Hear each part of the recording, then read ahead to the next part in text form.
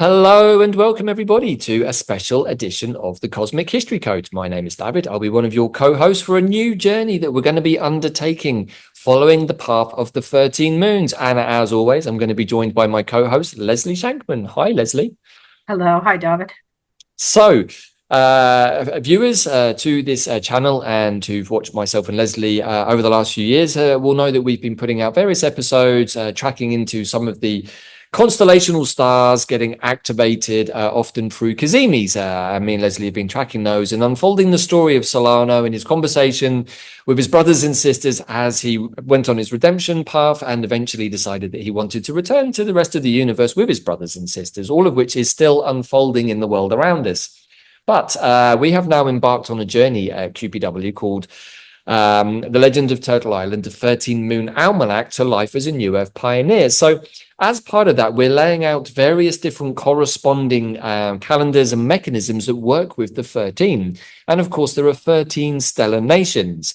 And so me and Leslie were having a bit of a backwards and forwards discussion, pondering whether the 13 stellar nations would match the 13 tones of the 1320 in the Mayan calendar, which is really what the 13 moons follow. They follow the 13 different tones from the number 1 magnetic tone to the final one, which is the cosmic tone, the number 13, which is really what we feel is necessary at this time to free us from the taxation system of the 1260 Gregorian calendar and everything that goes with that, and help us flip into the more organic, universal 1320 time code signatures, which really allows us to shift from the 12 to the 13 and to bring in that element of transcendence back into the quantum field, activating our hollow mind perceivers and many other cool things.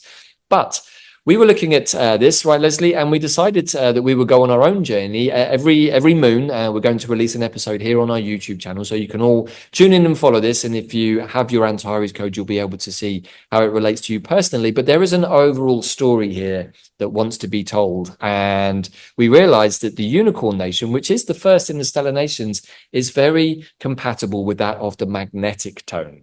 So, Leslie, that's a little bit of an overview of quite a few big things, which we hope to unpack in today's episode and in the future episodes. But where would you like to introduce this concept from your perspective to our audience? Why don't I just get into the slideshow? We have a lot, and we're pulling together a lot of information, and we're going to be really direct and go through it. That's our intention for both of us. Right. Anyone who's watched the show with me and Leslie before will know that we have a tendency to extend by bringing in other threads. So we promise that we will be as succinct as possible because Leslie has some amazing information to share here, which is all very on point with recent astronomical alignments, all very beneficial and all very much of the moment that we're in. So, Leslie, I'm putting the slides up, and we'll go along with that. Right. Okay. So, in fact, what you just said in your introduction, this is a visual illustration of what we want to do. Each particular moon cycle, the 28-day cycle that we're following for the next year, has a particular frequency or tone. I really like thinking of the tones as frequencies. There's something about that. So this is the cycle as it would be, and this is part of your course, so I won't redo this here, but we're in the magnetic gate right now, these first 28 days. When did that actually start? 26th of July, the day after the day out of time. Okay, and when does that gate end? We're right in the mid. It finishes on the 22nd of August, so we're kind of in the final week, really. Yeah, we're nearing the end. But what I want to do is we're trying to make a correspondence in our thinking. It's been fun. Well, wow, does this do the different stellar nations, which are like different light seals or destiny seals inside of us, different ways of experiencing creation? We've called it our galactic DNA, the DNA of our light bodies. Is there a match to the different expressions, each nation, to one of these tones? Now, I'm sure we can make it work, if it's true or not, right? But it's fun. And that's part of, I think, what we're learning. The creative imagination, and that's exactly what the unicorn aspect of ourself is. Right. So just to reiterate because this is kind of the intention behind this whole first thing, And then I'm going to mention my particular intention for the audience and for us, David. Yeah. Under this magnetic tone, we attract the purpose for the whole cycle. We draw it to us as if we have a powerfully magnetic core, and we energetically magnetize our next phase of growth. Mm-hmm. And it's like a condensed nugget of a seed, the magnetic tone, which offers a giant force and a future possibility. Yeah. So with that, that's when I want to magnetize an invitation, really. When we look at the galactic history chronicles of the 13 stellar nations, we're meeting ourselves. We're meeting great, holy, blessed beings that we are on the stages of creation's mystery plays. Uh-huh. We are dressed in the costumes of these 13 colored destiny paths, the 13 stellar nations, to play the celestial and earthly roles that we've undertaken. Mm-hmm. So what I want to do this time, in this talks especially, well, my whole idea for this 13 different talks we're going to do, this is the unicorn.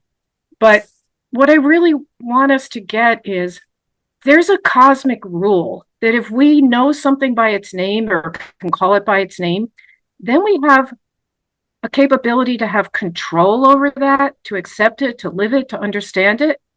So my intention, that what I'm magnetizing as an invitation here, is that we all start getting to know the stellar powers together and the qualities that they actually mean as emanating powers. They're spiritual codes. I'm talking about different stars. We're going to see this very specifically. Mm-hmm. And then what happens is the harmonizing and recoding forces that are sent to us all the time by the celestials actually start to get a meaning to us. I mean, we know we're getting lots of information, but can we make it have a coherent meaning, not only for us individually, but really as a collective, because we're trying to move into creating a new dream as a collective. So when we open a memory or a revelation or a consciousness as a code, we get a spiritual power related to it, and then we can work from it. And this is what I was saying, I'll just reiterate it. The more people who can perceive the galactic consciousness, which embrace all the dimensions of our Milky Way galaxy, and if we offer our own consciousness as bridges, stretching to that higher reality that we're perceiving, then we get closer to a frequency level that we need for a dimensional shift. Ooh. So that's kind of a statement of my dream. Okay. And purpose here. And I'm just looking for okay. My arrow doesn't want to advance. There it goes. Okay. Right. So we're going to talk about, I really want to take you through the pathway of the unicorn nation. It's a part of ourselves and the different stellar worlds, because the stellar worlds are basically sentient. They're real. We live there in our consciousness, or an aspect of our soul lives on different stellar worlds. So we'll be doing that, but I do want to tie it a little bit into some of the astronomy, astrological things that are happening in this particular bat moon. And the one I highlighted on was what happened on August 12th to 13th, a few days ago, when Jupiter and Venus came into conjunction at 15 degrees Gemini in the true sky, which is an alignment, very close alignment with,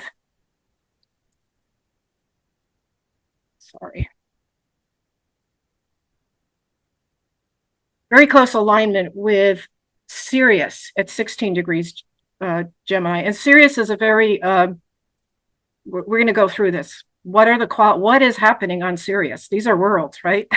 Mm-hmm. Very important one. Yeah, so we'll get there. So I'm just quoting here. I really recommend reading or watching.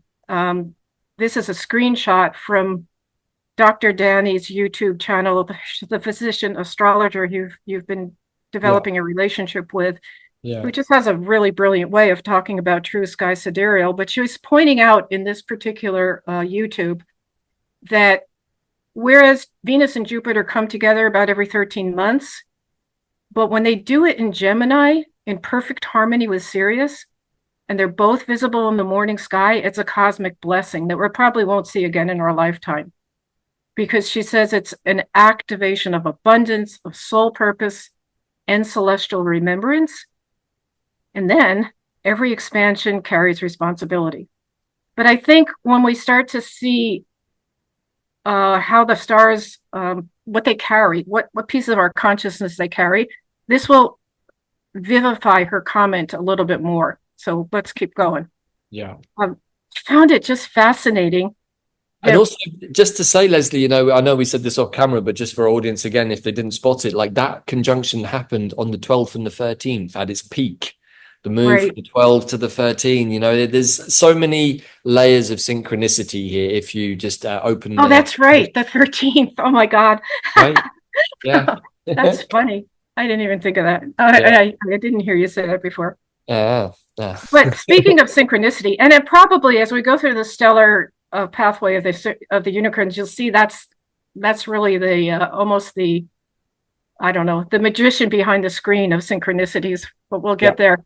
But it's funny when I started looking through my different slides and star shots charts that I have from other things, the Monocerotis, I'm not sure how to say it, Monoceros, or the unicorn. Monocerotis? I couldn't. Yeah, I don't see the T in there, but I think it, yeah. Cirrhosis. I've always said it Monocerotis.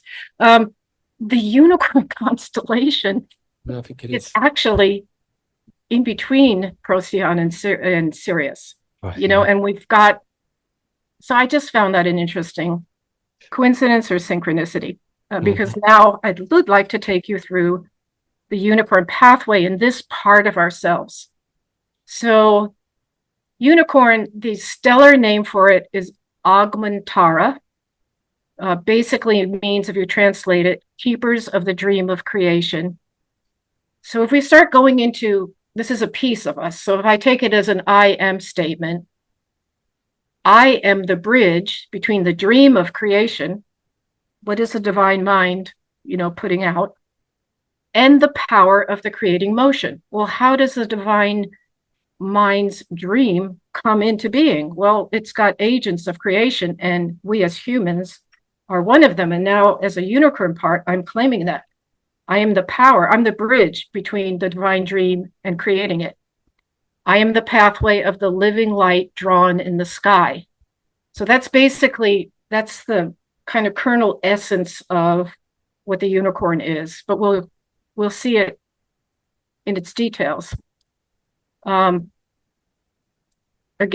Augmentara, keepers of the dream of creation. Now, how do we get creation? I mean, there's a process. We have a dream. The divine has a dream. We have a dream. It has to kind of formulate. We start getting a nudge. We ask questions. Answers come. Eventually, we bring the dream into creation. That's part of what, I mean, that's basically what the pathway of the unicorn nation is going to show us as we go through different stellar worlds. So it's almost like saying that we have a, you know, in our own bodies, how we have certain systems, we have endocrine system, nervous system, circulatory system. So the unicorn is almost like a system in our larger light body, right? And it's all about dreaming and creating. So let's see how it works as we go through the stars. This, in fact, is the pathway of the different stars where our unicorn aspects are living and learning simultaneously. If you have an Antares code, you may have brought some of these soul pieces in with you if you're there. If you're on these stars based on your, you know, your birth information, and actually birth based on your blueprint, because we all create a kind of blueprint when we come in through the ethereal birth canal. We're speaking of magnetizing, we're magnetizing down based on position and date and all kinds of stuff, what's in the sky. We're magnetizing down the stellar soul particles that are around us that have pieces of our soul aspects. And when we are born, it's like a stellar mantle or a remembering field around us. Now, we're not necessarily conscious of it, although we can become more. That's what's happening now. But when you look at an Antares code, you're looking at an astrological radix. It's not astrology.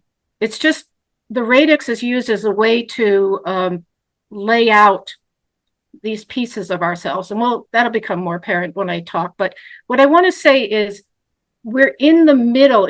We all know what an astrological radix looks like. Imagine yourself in the very middle of it, but it's not a flat thing. It's a spherical hologram. And every single star above is sending light, and there's sentient places where living is going on. And so they're sharing information with us. So the reason I'm making this point is we will have a very unique Antares code or remembering field that's going to be our blueprint and kind of speak about what we want to do in this incarnation. It's going to bring us our initiations and our challenges. We're trying to grow ourselves through our incarnation. But at this point, because we're all in the light of the photon belt now, all this stellar information is coming down. What I'm saying is, like, if you have an Antares code and go, oh, I don't have Algedi on it, I guess it doesn't affect me. Yes, it does. Okay. Does that make sense, David? It does, yeah. And, I was thinking before we were talking to do this presentation, and I was just taking the opportunity to review my Antares code, because of all of the nations, kind of the unicorns were one that hadn't really resonated in my awareness so strongly. And yet when I looked at my charts, I have 70% of the unicorn stars on my chart. So I'm like, I think maybe I'm a bit more unicorn than I realized. And then I was looking at where those stars are again, and absolutely they're in that sweet spot that you just showed with the unicorn. In fact, I was just making a note of how many stars are getting activated at the moment through the planetary movements, and it's most of them actually, because they're all in that same region down there in the area that you just showed in the sky. So yeah, it makes a lot of sense. Yeah, and the other thing is, I mean, they say in their synopsis of this nation, well, we saw how many stars. That's not that many stars in this nation. No, it's not. And in the Magus' nations, those are like 20 something, meaning nodal points of consciousness were. So they say, I think if you even have more than 4 in your Antares code, it means you have a pretty strong unicorn galactic lineage. What it means basically is your pathway of conscious development has been involved with this stellar soul family. It's like part of your lineage. I mean, although we're everything, it's kind of like how the DNA acts in our physical bodies. I can go into a room and I'm Welsh and Irish and short, and someone else is tall and comes from Africa or whatever. We have different physical manifestations based on our lineage, but it's kind of the same thing with our galactic experiences. We come out of lineages and that really just means, how have we developed our consciousness? Think about this as we go through these Well, stars. I think maybe the way I've always thought of it is that we do have all of those influences, like we have the whole of the zodiac within us somehow or other. But the placements or those stars that we have more of an activation with, to me, suggest areas where our soul may have been more active in some part of its own soul history. Exactly. And that's the benefit of the Antares code, because you're starting to see, it's actually showing us it's showing us the different patterns we've fallen into. But so maybe we could think of it as the pathways of development that our soul decided to explore, either in a lot of detail, maybe not so much detail, maybe there was a fall in that exploration, maybe there was a redemption in that exploration. Right. Well, that's things. Yeah, that's why I say it's more psychological than astrological. Right. You're really seeing, like, what are the roots of these patterns? And then you're seeing in your life how they get triggered. But then you're starting to realize, wait a minute, it's not just that I'm doing X in this life. I've brought in this, I'm part of a bigger pattern that's actually even bigger than me. It's a galactic karmic pattern. So we're all working that out. Anyway, with that Agman Tara, Tara means I am. And Om Tara Om, if you ever want just an inner kind of grounding mantra, means I am that I am. So the first step on the unicorn pathway that we step into is Algedi. It's an 8th dimensional star.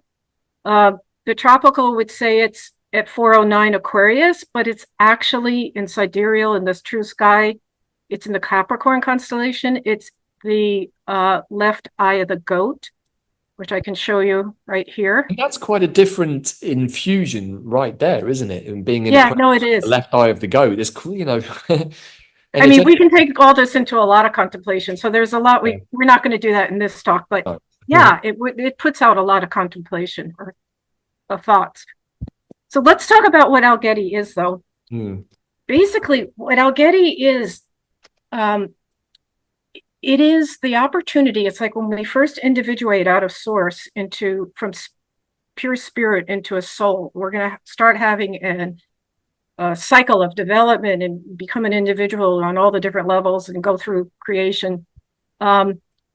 It's a point of consciousness. It's actually just like the magnetic tone. It's one little dot, and it's like that being, that energetic piece that we are at that point, steps onto Algedi, and Algedi has like every possibility in creation. And when you're stepping into that point of consciousness, it's like whatever your matrix is as the spirit that stepped out, it's going to become a more individuated soul. It's instantly like resonating or magnetizing toward it what it wants to do and be. It's like, it's not a thought process. It's a magnetic like resonance process. And it's the beginning of this whole process of dreaming. I talked about, well, if I have a dream, yeah, well, what's the dream? I have to explore it. How does it happen? How does it come about? So that what it's doing is, it's like, you could say Algedi is the place where we establish our destiny, which is let's think of destiny as the highest intention of the light inside of ourselves that we set up ourselves at the beginning of this, stepping out onto Algedi. And it's really like, this is our first bit of questioning, although it's not coming from the mind. It's this resonant magnetism. Who am I? Who shall I be in the sky of the universe? It's where the encoding takes place, okay?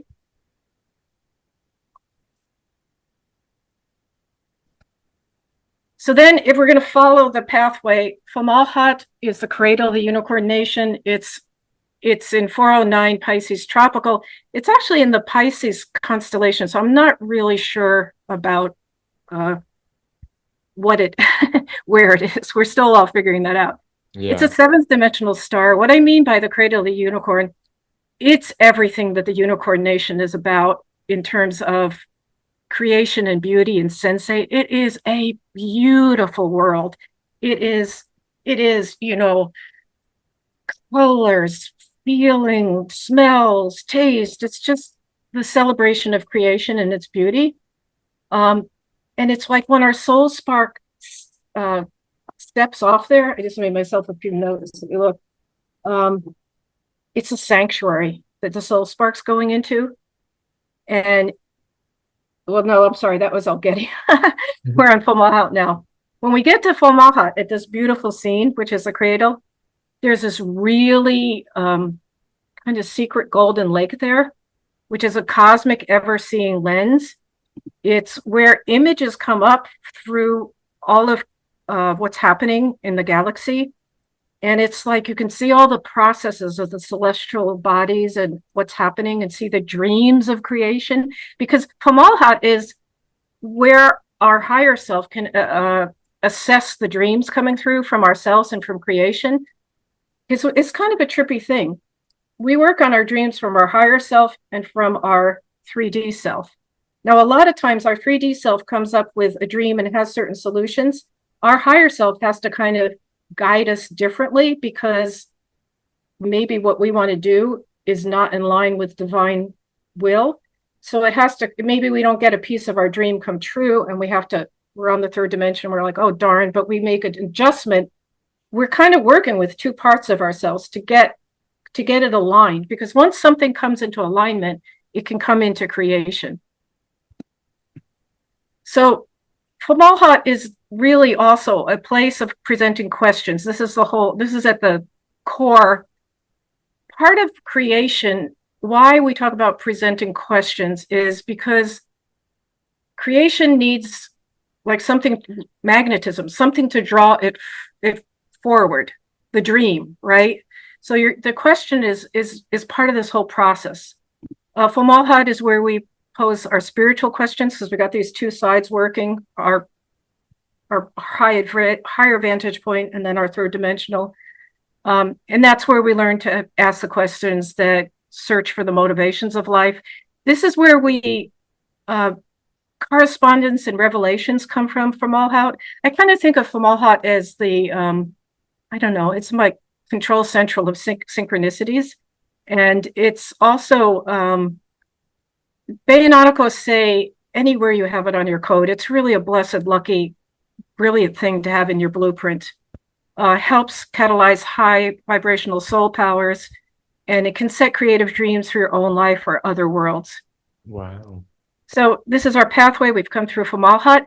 Now we're going to come through Acrux, which is absolutely a beautiful statement on creation, because Acrux, which is in Scorpio tropical, it's in the Acrux constellation. I couldn't really find where it would be if we put it in another astrological sign, but it's a seventh dimensional star.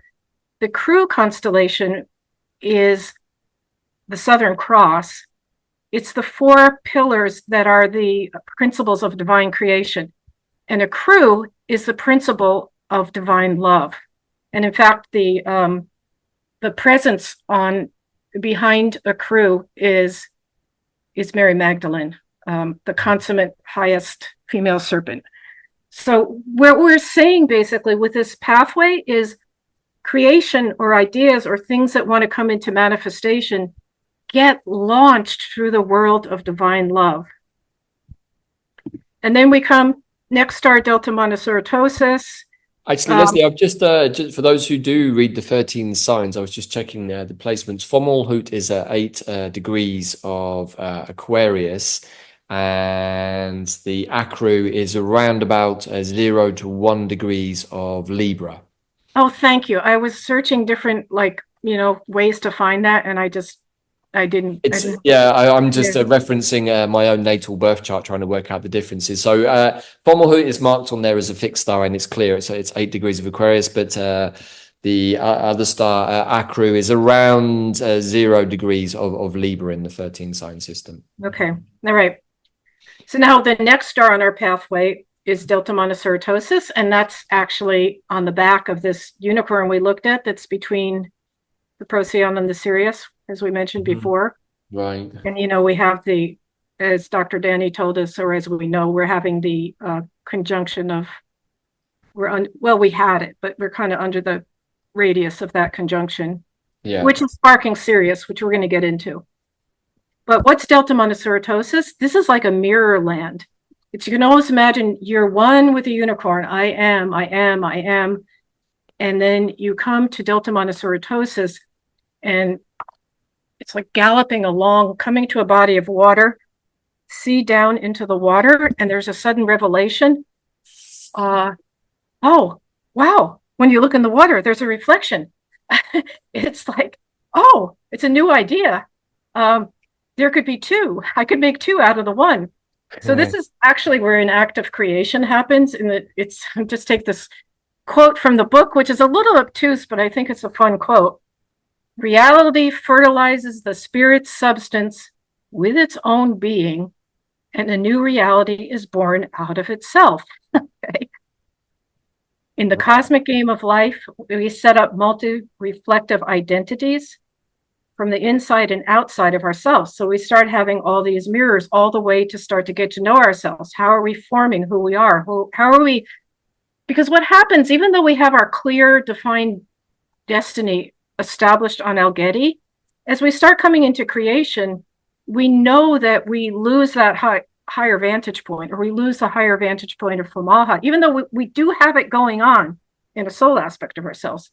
And I know, David, you've talked about this a lot, like, wait, let's just go visit that and ask. And you can talk more about that in a minute, but that's, you do that a lot. And you know what, it's interesting in this process, because many questions arise from longing to seek another half of yourself or a home. It's like a propelling motion. And that's what our intentions and our questions and our dreams are. And then we come And also just to say that you've already put it on the slide there, yeah, that in the sidereal it's in Gemini, which is about the two. So again, it makes Oh, more yes, sense when yes, looking at the yes, constellational yes. aspects that we read it from where they are, rather than perhaps the distortion that we're Yeah, experiencing in tropical. yeah. Well, I find this interesting. If you look, we're going to see a few more in Gemini. So Yeah, it's really kind of keying in on this whole almost like energetic mechanism, right, behind this part of ourselves. yeah, Um, so what happens now, buzzing up to Alcyone, the great central sun in the Pleiades. Alcyone actually has four different, it's an amazing star, four different communities on it. I guess I'm out of order here. Oh no, I'm sorry. Procyon is the next one. We're yeah. not buzzing up yet. We're going from Delta Monocerotis to Procyon. So here's what happens on Procyon. Procyon is like, whoa, you drop, almost like a fall into this alone feeling. It's like you created two and suddenly you're on your own trying to find yourself. It's a very fiery world, and the fiery world is kind of the fire. It's a heat, but it's not like the burning heat. It's the burning heat in your consciousness of like needing to find something. It's very much like it's an inner labyrinth. It's very foggy, and it's basically a one person creating process, this inner labyrinth. And if you have it on your code, especially in a significant place, you can really know it's a personality creating energy. Like in this particular incarnation, you really wanted to have this deep inner questioning as part of your nature because it shapes you as an individual from your inner searching. But it's such a process. I had Procyon, and I met a person, and I said I really clicked with her, and I said I know you have Procyon, and we both do. Like, so you can start feeling people from your stars. But to get out of this process, you have to know how to get to the necessary question. And it basically the inner final revelation is coming back to I am that I am. Like you were here the whole time. You're not separate. But this Right. is the pathway we go on when we're in creation and wearing the different costumes and exploring. So this is when we fly up to Alcyone. And Alcyone would be, it's in the Pleiades. It's a great central sun. It never leaves the light of the photon belt. There's four communities. As I said, they're the raw community there holds a level of the Akashic records.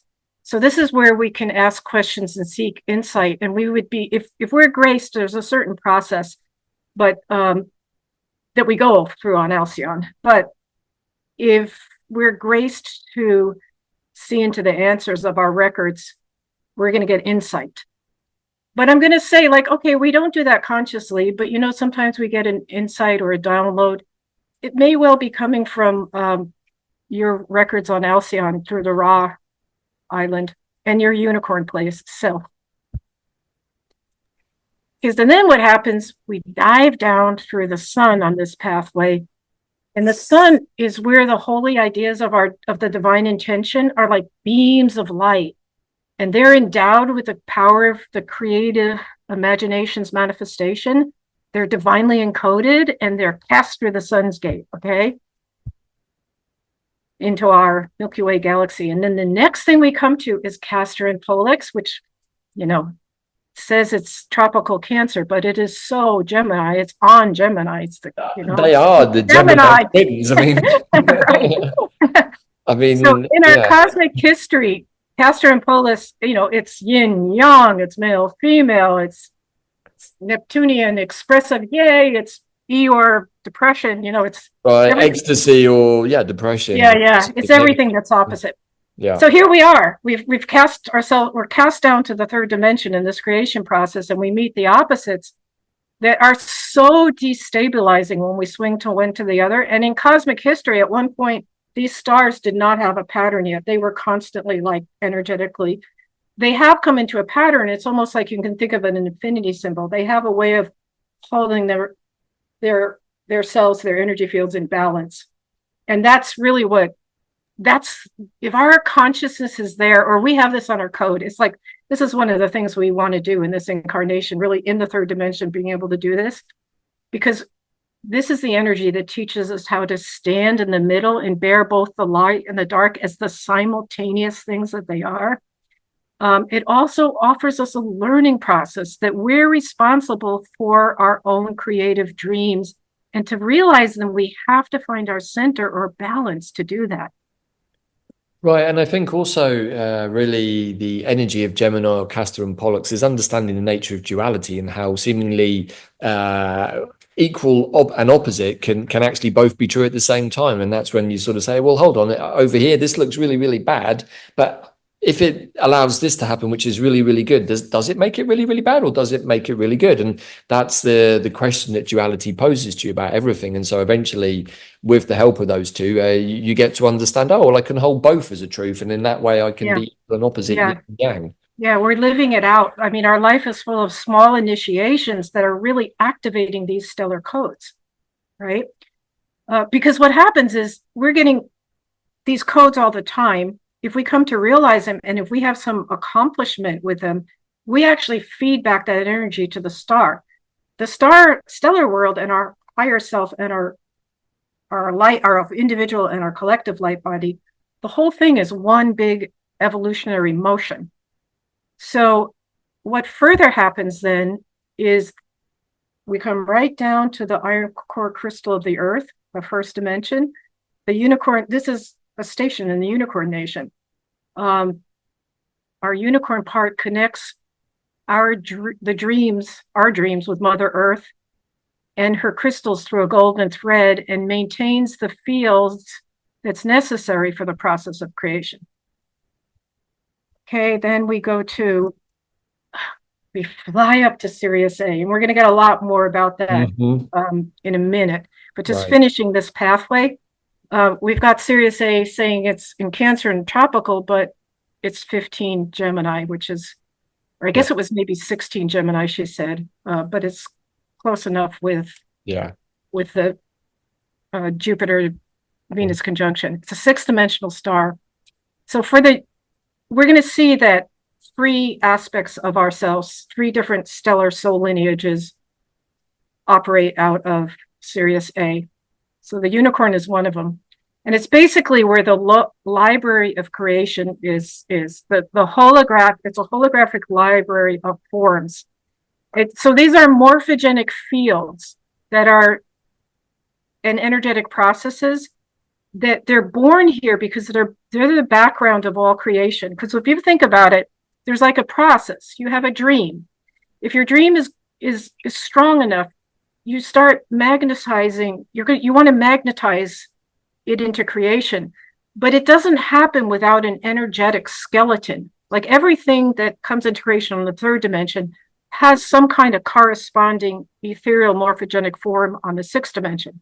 They hold and balance each other. But Sirius A with the unicorns is where the library of these forms are, like where they're made. Okay, and then the very last star on the unicorn nation is Capella. And I don't know if that's really in Gemini. I mean, it isn't tropical in Gemini, so I'm not sure where it is. I wasn't able to find all that, but check. It's an eighth dimensional star. And, it's almost like bookending Algedi in the sense that the whole tribe of unicorn masters, there's 9 unicorn masters that are on Capella, and it's a deep, deep point of stillness because it's another place of pure consciousness holding the 9 spiritual tribes of the unicorns. And the stillness is about these masters are listening to the dreams of creation, and it's like, oh, does that dream from creation have a place in the light texture of the created world? Should we try to make it happen, help make it happen? It's like we could actually turn to Capella with our dreams, and Capella, you ask for permission and you ask for help with the dreams. So I'm always, if we collectively actually turn to Capella every day and said we want to manifest a new earth, we'd be sending a powerful message to a very potent source. As a matter of fact, Bayonatico and the Hungarian Stellar Nations group anchored different energies at different times when they're asked to. So Capella was anchored as a new seed of life a couple years ago, and they were shown recently that it's like the masters from Capella are almost like in spaceship bubbles floating around the earth, looking at us going, we can help you, we can hear your dream, but there's not enough of you who have the dream. There has to be like a point at which they can walk in, the energetic, there's not enough intention. The morphogenic field isn't strong enough because not enough people are holding the dream. So that's kind of poignant, but that's what we're working on. That's why we're doing all this kind of stuff. And that was earlier in the year or last year. So maybe we've made some progress. In fact, Capella is in the final few degrees of Taurus. Okay, that makes sense because there's about a 24-degree spread now. About 24 degrees, but also the 13 sign houses can vary wildly in size. Like, well, that's true. Yeah, it's so like, I think Scorpio's 13, and then like Virgo is like 40 something degrees. So, I know, it's because that's very the big. size of the constellations. And so we're just following what the sky is telling us rather than trying to put a human spin on it. Yes. Okay. So this is the Unicorn Nation. I can mention that we actually get energetics coming in from a stellar nation in given years. This year actually is popcorn. This first half of this year it's called it's about every one of our 13 aspects, kind of closing out their lapses, clearing, we call it redemption, finishing the redemption cycles. And then the Pegasus, who are divine messengers, are supposed to come in later in the year. They've started coming in. So what I'm saying is every year we've been guided since 2008 by this incoming energy.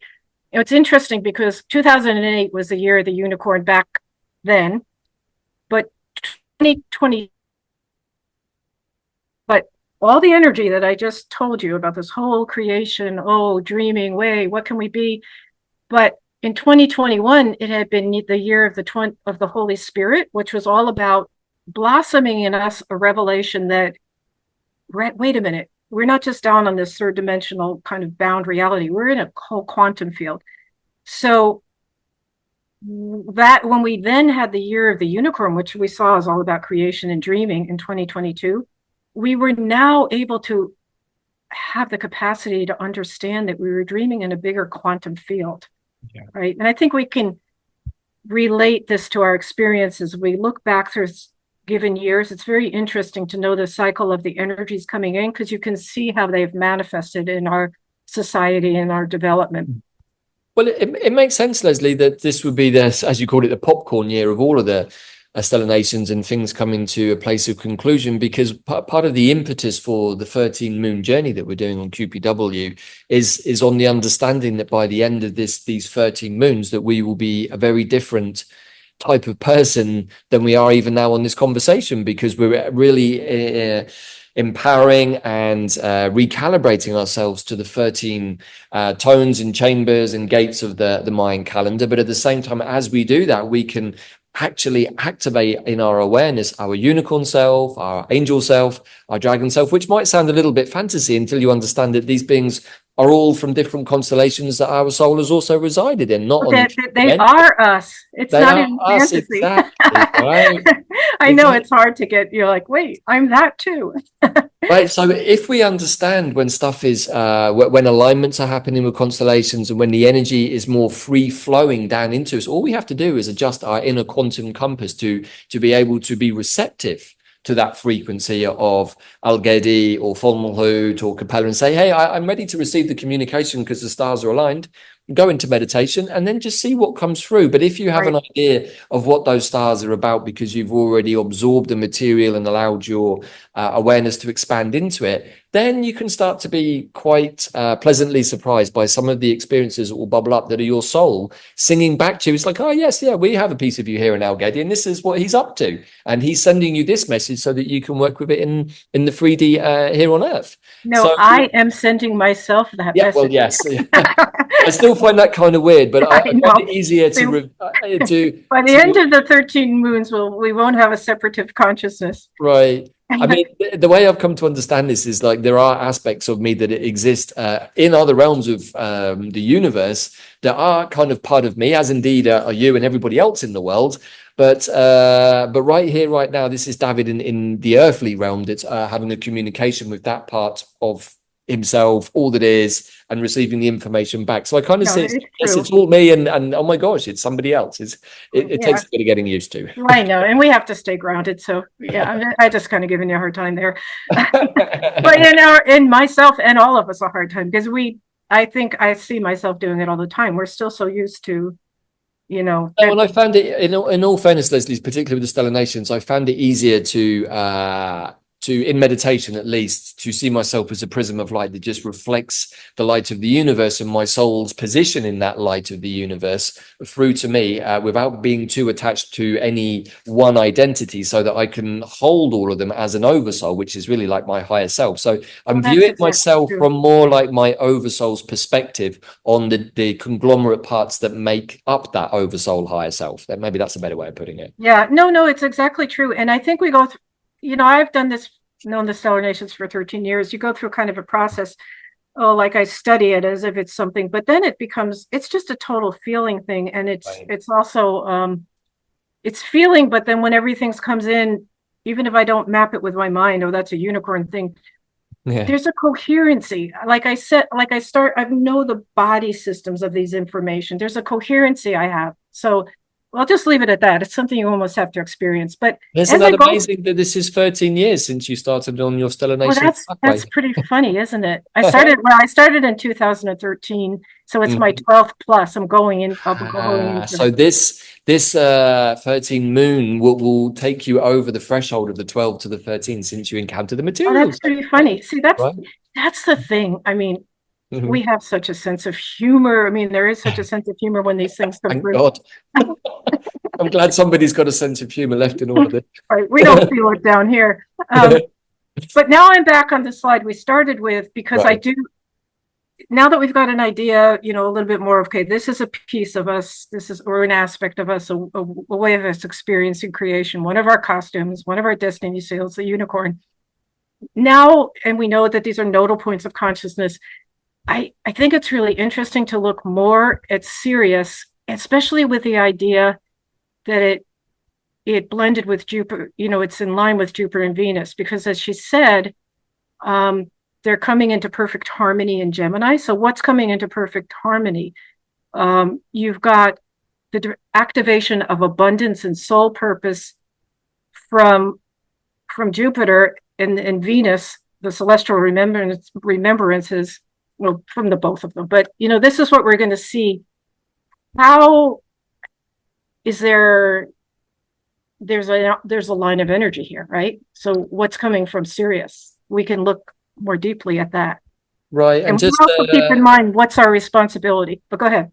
yeah, I was just going to say, as we've been going through and just taking a very brief look at the stars, because we have covered all of this, right, Leslie, before in the Stellar Nations pathway, where we go into a deep dive in all of the stars and the bigger unicorn story. But that's not the point of today's transmission. But a lot of these stars are actually getting activated through their planetary resonances. For example, Algedi is pretty much being activated by Pluto. It's sat right on top of it at the That's moment. And great. of course, all of these conjunctions with Jupiter and Venus, they are in alignment with Sirius and Procyon, and Pollux is also getting activated at the moment, and so is Castor, and Acrux is being activated by Black Moon Lilith. So there's quite a few of these stars that are getting extra activations for the Right. And you're always going to find that. It's just yeah. like your human body works with, the blood flow and it hits here, it does that. And yeah. So yeah, that brought up a thought that I lost. Okay. I kind of think that Uh, there is a planet on top of one of the stars, it just acts as an amplifier, for the mundane when it happens, for the collective. But if you have a placement there yourself, it will also activate or amplify that planetary resonance. So it just gives another nuance to the filter. I feel that the stars no, energy is you're coming. exactly right. And that's Yeah, part of reading and feeling into your Antares code. So yeah. what I wanted to say is interesting that it's Algedi is coming through or activating with Pluto.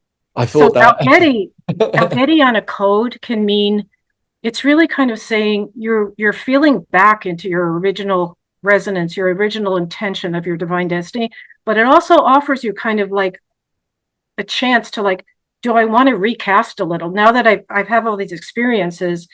You know, do I want to recast my dream? Do I want to create sort of a tabula rasa on part of it? So it's interesting that that's on Pluto, because Pluto's completely asking for that transformation, right? So it's actually, that's quite, I think what I found in looking at this time through the stellar worlds and even what you're saying, it's quite a time of promise, like beautiful things coming in that I think we should pay attention to. And that's going to be what I'm going to point out at the end, what's coming through the sun.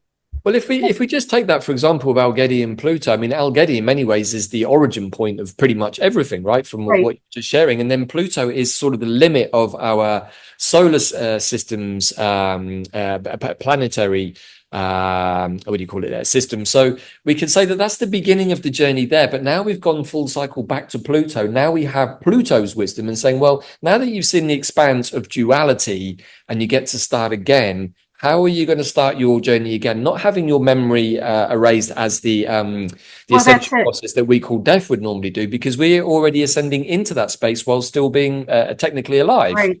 So we get to the start and the end consciously through the conscious ascension process, I guess we could say. Well, yeah, and then you could always add bits of cosmic history, and this is where we get too far off. But I'll just say one interesting thing: if you think about Tiamat exploding and things moving around, hypothetically, the explosion of Tiamat pushed Pluto off of Saturn's moon out farther. But if you think of it, if Pluto was Saturn's moon and got pushed off of Saturn, which is about, we need to do our duty, and then you got Pluto, it's like, you have to transform.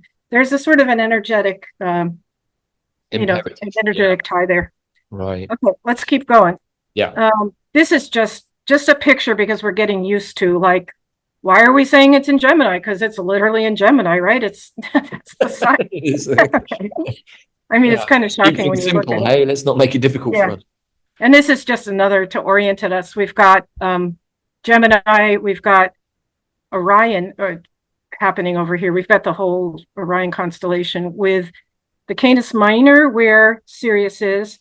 There's the whole myth that the hunter has a leash with two dogs. He's got a little dog and a big dog, Canis Minor and Canis Major, and here's Sirius and here's Procyon. Well, that's going to play into something I want to tell you in a bit. So I just wanted to point out that relativity. I'm back. Oh, look, the unicorn's in the middle. Isn't that interesting? Right.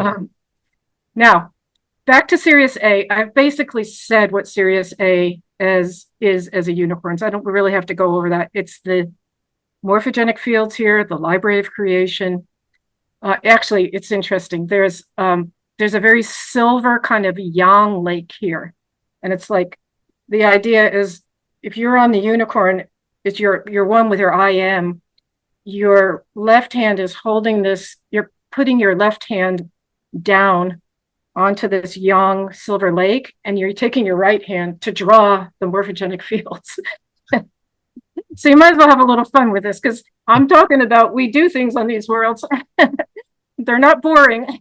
Well, I mean, we have our earthly life to do earthly things, so we may as well do celestial activities on the celestial bodies. Let's expand our creative imagination, and you know how we're trying to be hijacked into virtual realities, that fun games and all that. You know what? This is our version, right? It's actually happening if you want to make your consciousness embody the vehicle, which I know we're not quite yet, but I think that's part of the promise of this year, this particular the moon cycles that we're going through. Right. Okay, so we also have on Sirius A, and this becomes very germane. It's a very big male serpent stars. Male serpents are teachers of knowledge as we conceive of it through what's called the Capella, or the tree of life. When this is actually the divine mind radiating out of Arcturus as pure spiritual emanations.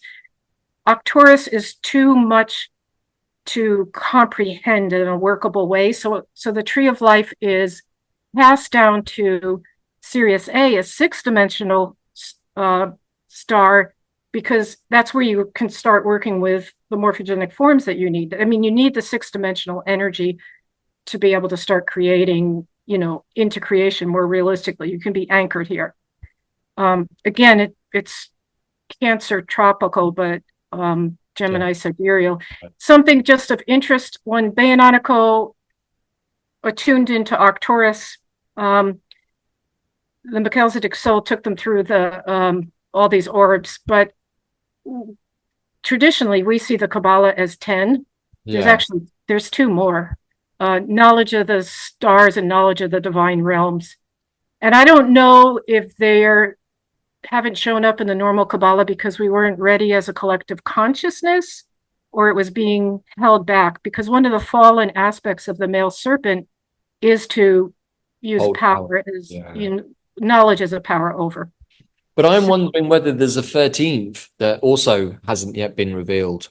Well, what do you know? I don't know.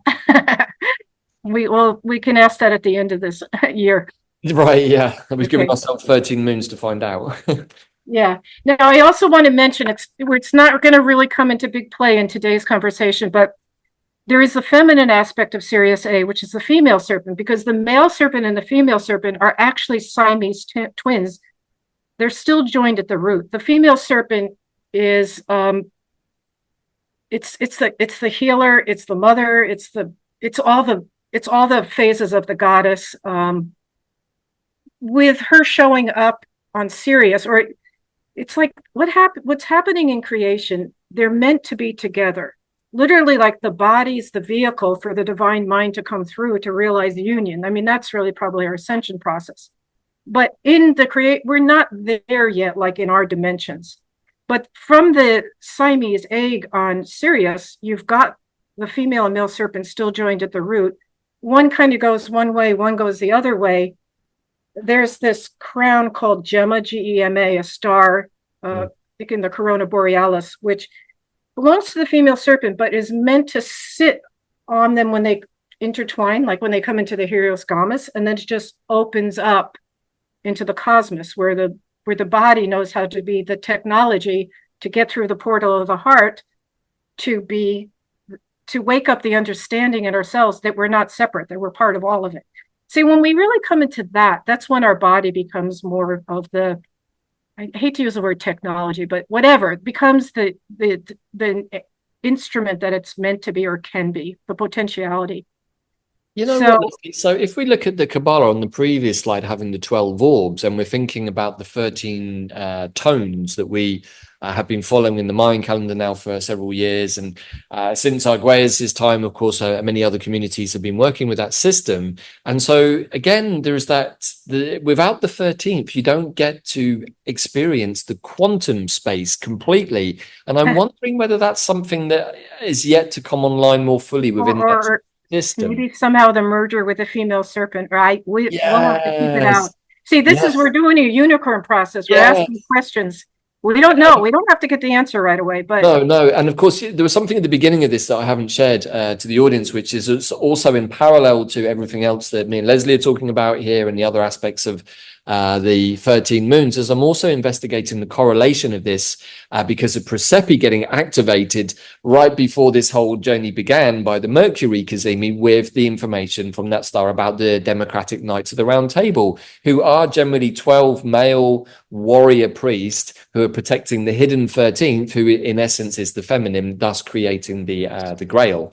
So this is an ongoing investigation that will play out across the course of the year through the mythology of the Knights of the Round Table, and understanding perhaps there is even more information encoded in that, although I do have the perception that system and the storytelling is a little bit corroded and corrupted in places. But that's part of the fun of the investigation. I know. Things have been kind of hidden and smeared a little so you don't stay on the trail. They get a little foggy in places, and a few shift around, blah, blah, blah. But so we have a presence of the female serpent. This is her origin point.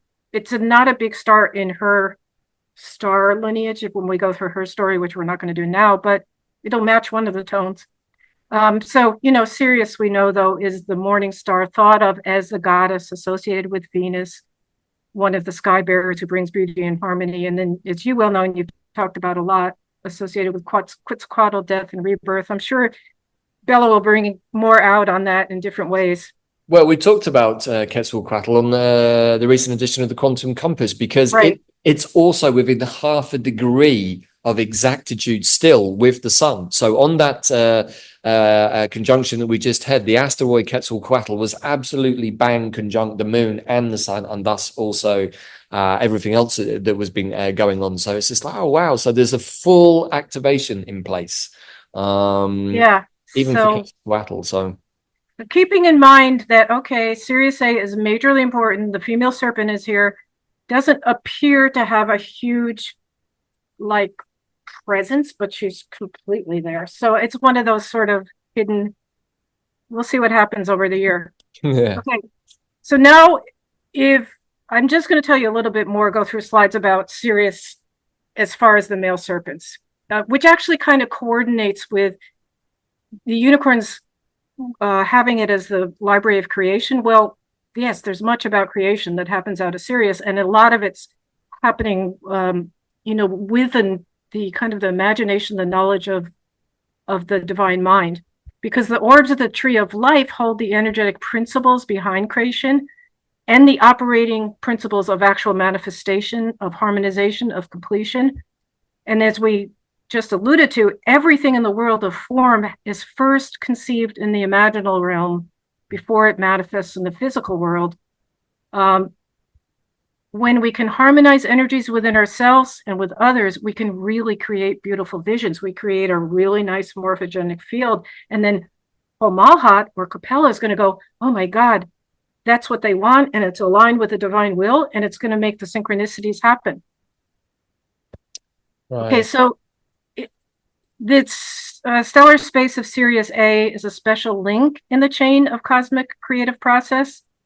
And it's so there's other links, but it's an important focal point because of these invisible morphogenic fields. They follow secret energetic pathways of sacred geometry, which are the basis of all the manifestation. So there's a very sacred geometrical energy field that happens for each idea. Like there's an individual nature in the form of an idea, and that idea itself contains a pathway of manifestation. But we have to realize the mystery and the depth that's coming out of, that's what the tree of knowledge is about. It's like all the different mechanisms. Well, how do we make it happen? In biology, in life, how do we make color and sound do this and that? Because those are all the different herbs. How do we make, there's an orb of alchemy, there's an orb of sacred geometry. There's all these divine dreams really that are coming to life. This is how maybe the divine dream gets stepped down and worked on. And what happens is the energies travel through dimensional gates until they finally form a shape, and then they can embed themselves into material existence and manifest on the physical level. It's kind of more like a structured system for the creative mind of great spirit to be channeled and brought down into manifestation through the tree of knowledge. I'm going to go back to, it's like almost the human body as a prototype. There's all these systems at work that we can't just be a nervous system. We can't be a circle. We have to be it all. It's all supporting each other. It's all in one. Yeah. So this is interesting. When a world goes through global cleansing and experiences cataclysms related to it, when, for instance, we go from the age of a galactic night to an age of light, which we've been doing, we're now fully in the photon belt. Then what happens is Arcturus, which is where the tree of life comes out, just as that very fine mist of the spiritual mind of God, it projects a beam of light that carries the rays of the holy tree of life into the ethereal field of a given star or planet. So here's Earth. You can bet this is happening, because what happens is that projection is received as a form of special light, like a light seal, and it's a holographic code. It creates a passage. It creates like a receiving tunnel. So the teachers who are educated on Sirius and the belt stars, which we'll see in a minute, like have an open receiving tunnel, because it's just a time where like the divine is starting to line up in purpose for, we have to know that these stellar and the bigger forces, all these pieces are at work. And the good news is there's really an incredible lineup in the background. We can't get snowed down on the third dimension and be thrown between castor pollux all the time. Okay, so this is what they meant by when Bayanonico tuned in, they saw that actually out of Sirius, where all this learning is happening with the male serpents to help these things come into creation. There's like, they said there was like a spiral, this is the best I could draw it, that goes out and keeps, if you notice how the spiral goes through the first belt and then the second belt and the third belt of Orion, these belts are actually, now they're not, I don't know if they're in Gemini or not. This is the tropical. They are the schools, like they're like, okay, now I've learned all this esoteric information. Now I've got to bring it into a manifest created form, as part of our being.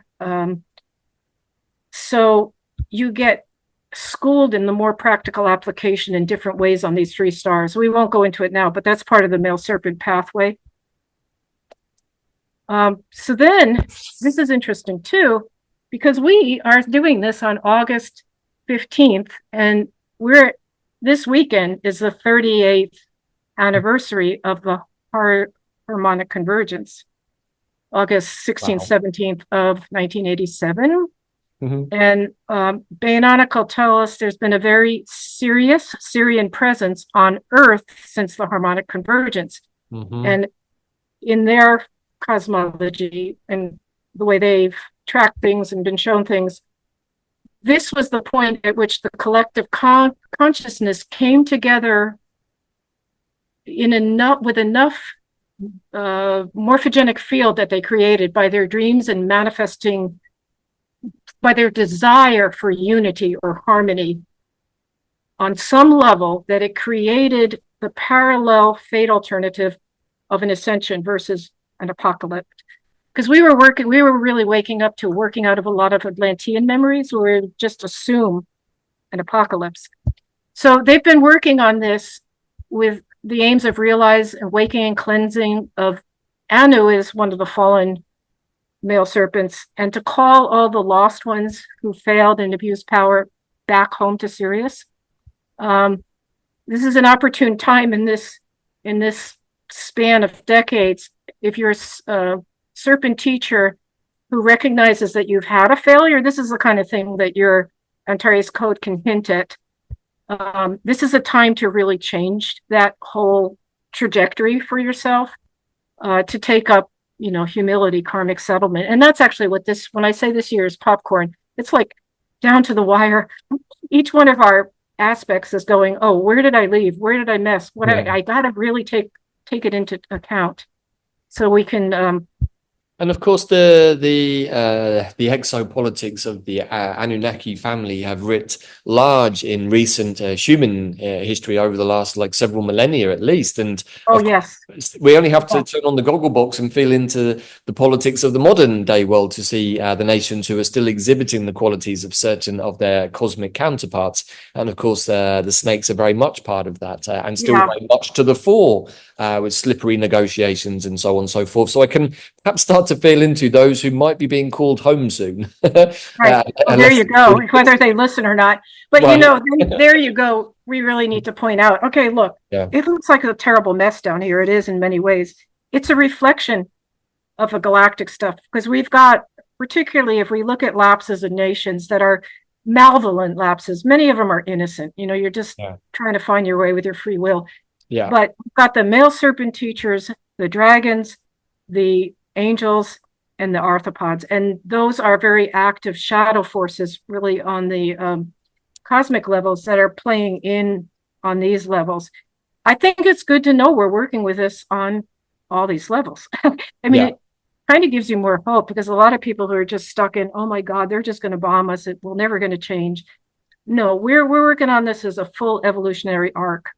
And it is pretty intense now. It is all out, Really intense. But once you understand that through meditation and connecting to your inner etheric DNA, which is represented, I believe, in the certainly here in the solar system by the different nations, the stellar nations, you can understand that you also exist on a sixth dimensional, seventh dimensional, eighth dimensional frequency. And just by going and appealing and putting your intentions to that aspect of you, which is working with other beings at that level and has a much bigger view, you can actually start to feel relatively confident that things are going to be okay. Because you've sort of woken up enough to make that communication.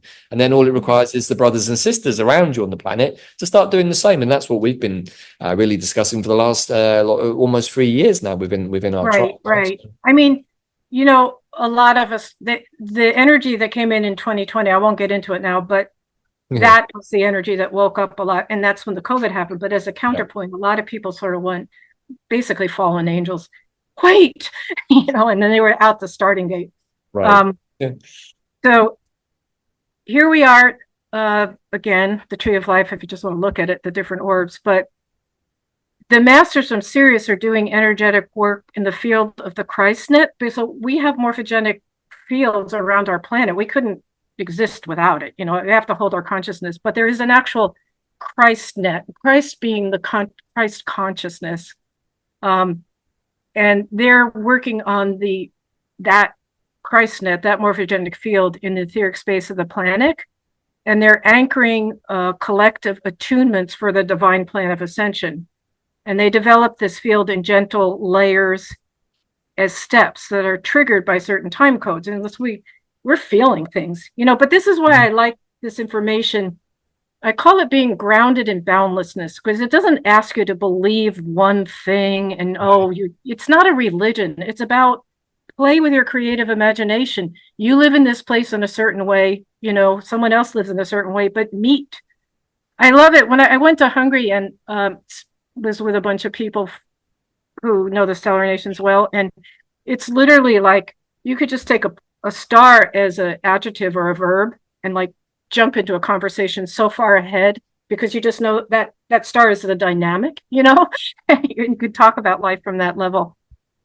I see that you've also linked the 3 stars there to the trees of the yew, the ash, and the oak, which I think is also intriguing. I didn't actually link it. I took this slide from another talk but we talked about those trees, right? You talked about the 3 trees. That's a whole other course you did. But you're right. We're just bringing so many correspondences together because creation is all connected. Yeah. So I just because of my love for Sirion, I just love this guy. Looks a little bit like Dumbledore, but it's clearly Sirion, right? No, I picked this picture because it depicts it to me. I mean, we've got Melchizedek, kind of the master teacher of the male serpents. But Sirion is the father. He's kind of like the priest king of the highest initiations and divine ordainment, highest controller of the creative processes out of Sirius. He's like kind of our, master feeling being who's holding stuff together. I told you, I always feel like he's Dandelion. Well, it makes a lot of sense because, Dandelion is very connected to many of the things, particularly Sirius. He many moons ago, we had the intuition from Dandelion and from the immersion we did and from Zach that this was a Syrian being because it's very connected to Egypt and the Leonine energies and very aligned with Sirius and many other things. So it makes sense that he would want to oversee these things because he is the master of synchronicities. He's also a master geneticist, which is really what the Anunnaki also specialize in, which is perhaps how they got themselves into this mess and how they perhaps might get themselves out of it too on their redemption path. So I think there's a lot to that. We can sit and ask Dandelion, are you Sirian? And we can ask Sirian, are you Dandelion?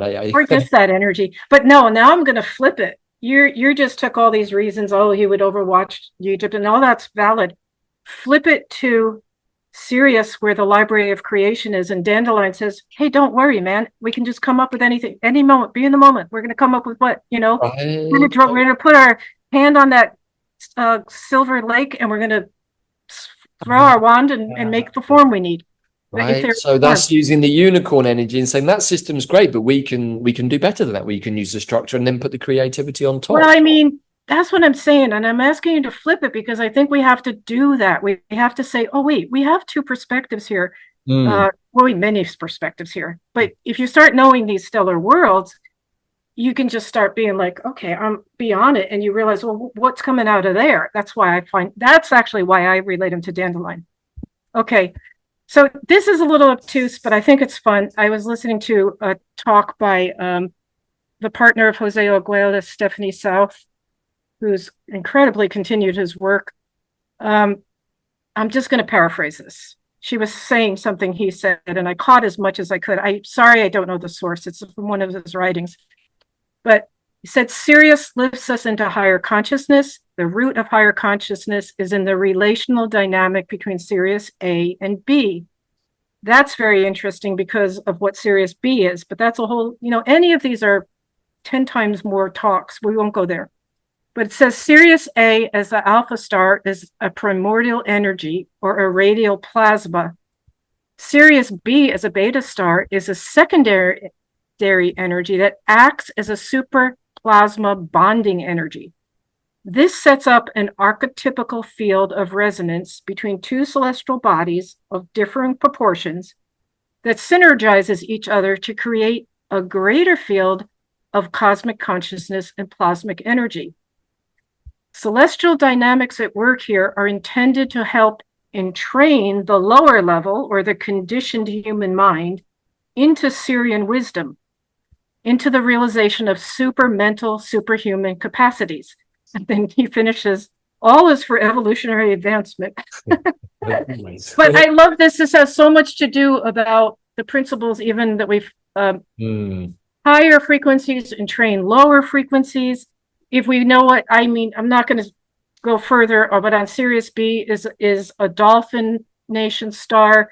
It's the cosmic midwifing of the divine mind into creation. It's like, anyway, that's enough for now. There's more you could always say, which I want people to get the idea of because you're endless. Yes. Okay, so we're back here. Let's just quickly talk about Procyon, and we'll wrap this up pretty soon. Now, here's the interesting thing. When Bay and Natal were brought through our cosmic history, they were asked to attune into Antares, where the Milky Way cosmic history is held in sound frequencies, and then they had to flesh it out into myths. They were helped with this process celestially. They saw many things in the sky that we've named as certain constellations, and we have mythic stories. They're not true, So this little dog is actually a little cat, and the cat is the great feline nation. It's the yin warrior for the goddess, is that which stands up for free will, that which feels from within what is right, how to work from within, because that aspect of our being as a feminine knows that everything's created. Everything's connected. So, it's interesting because Procyon comes up before Sirius does. So it's like Sirius is a dawn star, but there's Procyon first. It's almost like, this feminine feline warrior is watching over Sirius and this male aspect. And then you could extrapolate to Egypt and all that. So then what does this mean? Procyon is the heart of the cat being. There's another star, we won't get into it. I mean, she didn't mention it, but it's right here. It's the third eye of the cat being. Now, Nautico said actually it holds the energy of the goddess Bastet, who was revered in Egypt. She's the protector, the incredible, fierce protector she needs to be. She's the nurturer, if she needs to be, or as she is, that's her nature. But a nurturer is going to be a protector if you're hurting. What's being hurt, you're nurturing something that's being hurt, you're going to go for it. It's that mother energy. So she's the energy that watches over children. It literally watched over Sirius, which in a sense is watching over Egypt. So then we go on to say Procyon. Oh, I want to mention this. This is important. In the great feline nation, Procyon is inhabited on a fifth dimensional aspect. Okay, and that's this warrior, this watching over, very capable. in the unicorn aspect, which we looked at before, is that just, oh God, I'm alone, the inner maze. I can't, who am I? What, that heavy sense. It's a fourth dimensional star because it's a different experience, because we're in creation, and creation in a way has been crushed. Like the divine plan isn't being worked out because we're, in our pathway of experiencing, we're learning by going into the dark and the light. We're supposed to do that. But in the cosmic history codes, we've learned earlier that the great feline was actually basically betrayed, and most of the great feline energy was pushed out of our galaxy a very long time ago. Our galaxy tilted yang. It's finally being infiltrated with returning great felines. That was the year before, that was last year, actually, I think, or maybe it was 2023. Okay. So I just want you to know that's the other thing. We can have stars that have multiple expressions of different aspects of our self coming through. There's kind of a correlation in the learning, but they're coming through differently with each aspect of ourself. And sometimes they're even coming through on different dimensions, because this creative aspect of ourself is kind of crushed, or has to learn how to deal with, let's say, the third dimension, balancing it to rise again. Whereas the great feline aspect of ourself is still maintaining itself on Procyon in the fifth dimension. Yeah. So then we talked about, I'm going to finish this up. I know this is long. We talked about how the holy ideas of the divine intention come through the sun as beams of light. I just wanted to point out that we're in a stellar lineup now, starting on August 7th and then going, I lost the dates here when I pasted. It's going into September, a little later in September. I think it was about the 23rd of September, wasn't it? Yeah, I think you're right. So what we've got is we're passing through, the sun's going to be conjunct at different times with different ones of these Big Dipper stars, which is the Ursa Major. So this is one of the central constellations of the bears. The bears are the teachers, part of us, the teachers of Christ consciousness, or how to open the heart as a temple. These are 7 seeds that live in the etheric field of the heart. They were basically planted as frequently seeds 2,000 years ago. That was part of the mission. They're now being blossomed into full frequency, which is part of the opening of our heart and the returning of that awareness from the inside of, when they say the second summer coming of Christ, it's of that consciousness. So the mysteries of the heart are connected to all these worlds, and we're being radiated in this period through the bat moon. And then when we go on to the lunar moon, which is going to bring in a little challenge, which is good to think about all these things. Mm-hmm. Anyway, we've got the initiations. These are mystery schools. These are dates, but I'll just go to the constellation to say we've got basically the simplest of principles. But if you can actually hold these states of being, you're in a fifth dimensional consciousness. Like if you can be in unconditional acceptance, you can be in the third dimension dealing with and helping people, but you're not falling into the back and forth. Unconditional love, trust and compassion, knowing how to give and receive, how to balance those two, forgiving, a mystery of faith, and then knowing the wisdom and power of the light. In other words, even when things seem the darkest, you're remembering, wait, there's a wisdom and a power to light. I'm going to stand by because something's going to happen. I'm going to believe in it. So I just want to point this out because this is really beautiful. There's it's like the big bear hides and embraces the different mystery schools. It's a big stellar totem animal for our heart.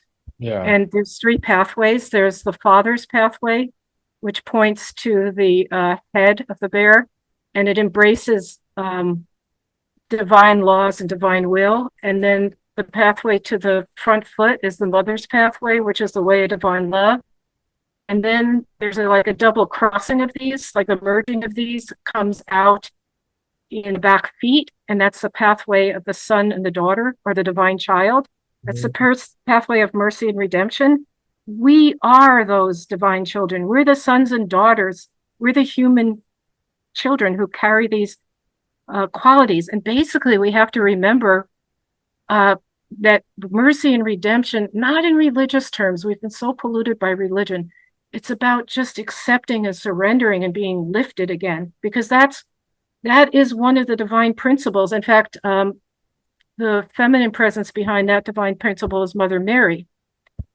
So one last thing I just think is funny when we're talking about the Perseid meteor shower comes through starting in late July, the 23rd. Ago, really. Yeah, till about the 20th. Tends to peak on the 12th and the 13th, talking about, but folklore holds that the shooting stars enclose our dreams, talking about unicorns.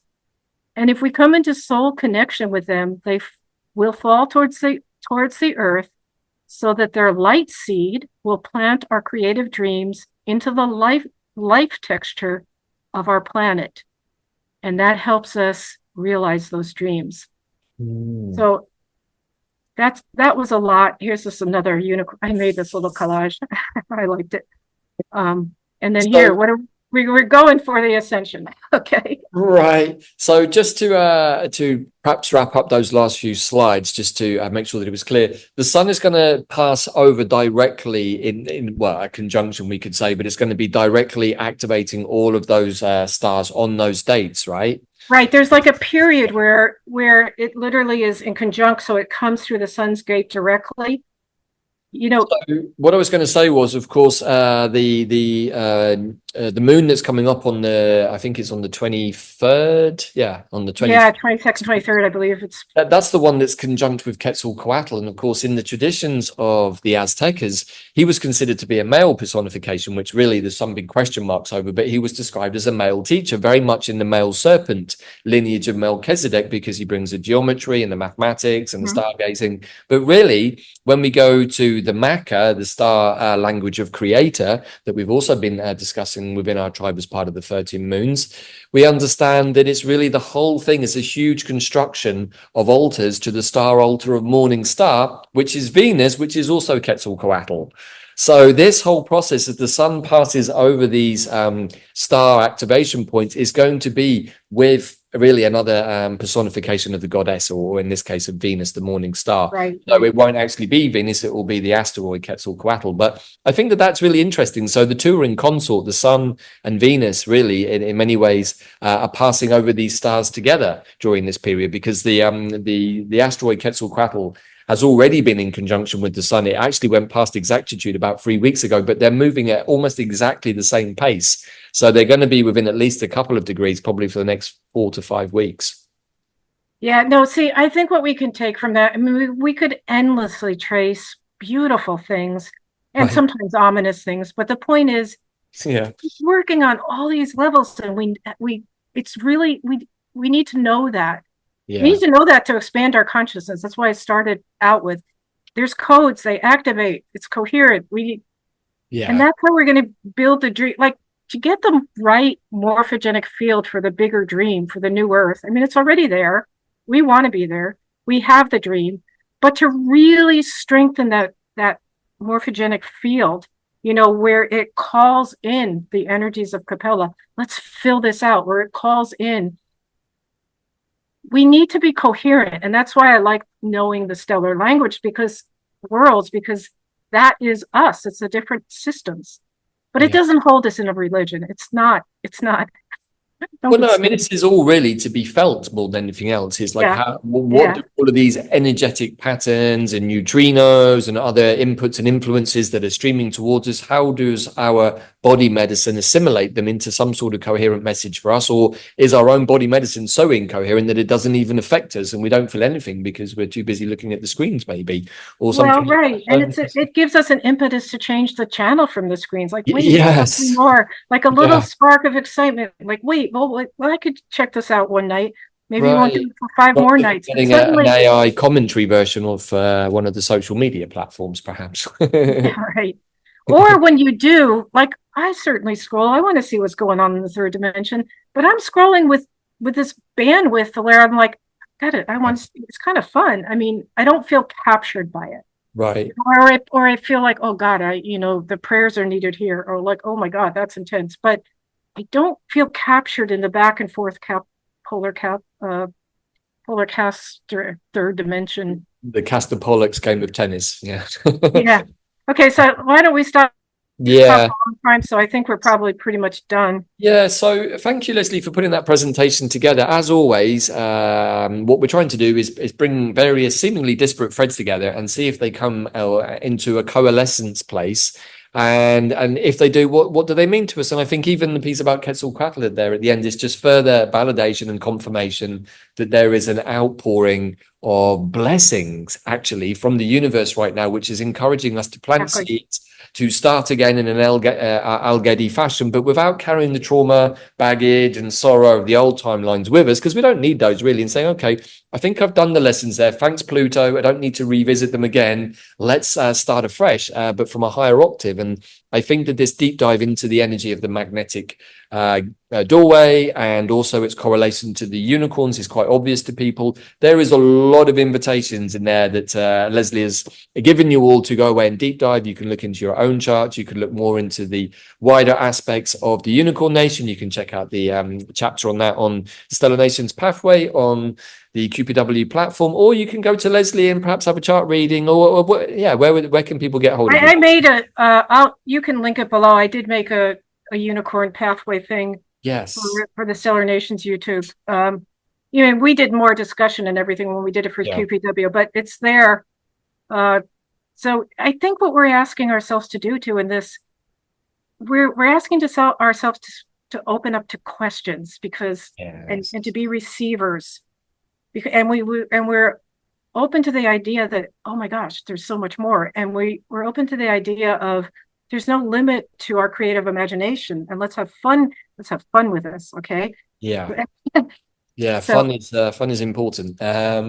So we'll leave it there, I think, everybody. Me and Leslie do intend to do one of these every moon, looking at the correlations, primarily functioning on one of the stellar nations that relates to that time. But as you can see here, we also brought in the energies of Sirius, which is linked to the unicorns, but it's also linked to quite a few other things that actually seem pretty relevant and important. And that's the beauty of working in this way, that you start out with a rudimentary plan over here, and then you end up over here and say, oh my gosh, like how did we end up with all of that from over here? And it just sort of flows into place. And that's the beauty of being a New Earth detective, is that we get to be the sleuths in the best mysteries that we've created for ourselves.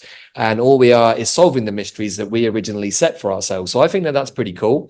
And in the process, we get to create other new mysteries, perhaps, that we don't know the answers to. And well, we get to unveil mysteries. I think this whole silent feminine, the mysteries of the Christ consciousness buried in the totem of the, like there's a lot of mystery. There's a lot of mysteries, which is really a lot of what the unicorn invites us into at the beginning of the journey. It's like, make a big mystery because it's your eternity that you have to fill. So you may as well just make the mysteries big and play with them and have fun with them. So thank you so much, Leslie, for bringing that energy into the mix for this journey of the 13 moons. We will put this up on the YouTube platform. And of course, if you want to reach out to gather more information, there is the Stellar Nations community with Bayer and Anika over in Hungary. And then Leslie sort of is why don't we link it? I'll put my website, their website. I'll put that unicorn thing that I made. And so thank you for the opportunity. I appreciate the opportunity to bring the Stellar Nations out in different ways because it's so relevant. And you're helping it be seen as a kind of a connection piece with beautiful the mosaic of things. So I thank you, David, and I love the way you use it. And I love the fact that this invokes the storyteller or the bard, certainly within us, and to bring the stories to life in a new and creative way. Because some of these stars we have cropped up in a variety of different stories already over the last 3 years, but each one with a different intonation according to the way that we were looking at them at that moment. And I think that that's the beauty of this. It is sort of like a kaleidoscope that on any given day, it's the same story as it was before, but you're just looking at it through a slightly different filter. Yeah, but remember, it can be a stellar world or a stellar soul family, can be a noun or a verb in and of itself.